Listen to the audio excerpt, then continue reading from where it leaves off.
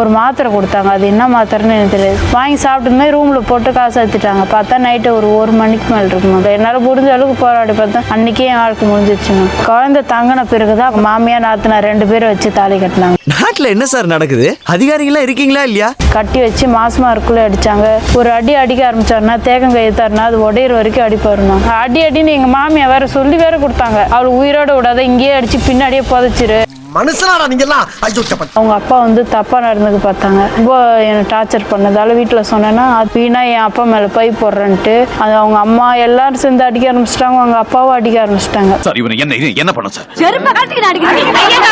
குழந்தையெல்லாம் பாதுகாப்பா உள்ளே வச்சுக்கிறாங்க. என்னை பார்க்க விடக்கூடாது, தெரு புறா சொல்லி வச்சுக்கிறாங்க. நான் என்னை சாவடிச்சு போட்டுருணும். இன்னும் என் பையன் குரல் மட்டும் கேட்டுட்டு ஓடியான்ட்டுமா. எனக்கு குழந்தை வேணும். குழந்தை இல்லாம என்னால செத்து இல்லாம போல இருக்கு. என்னால இருக்கவே முடியல. சொல்லிட்டல பாரு மாவன உன் குடும்பத்தை நடுத்தருவுல இருவாரா நடுத்தருவுல போறவங்க கூட பார்த்து ஆச்சரியப்படுற மாதிரி பண்றேன். நான் வந்துட்டேனா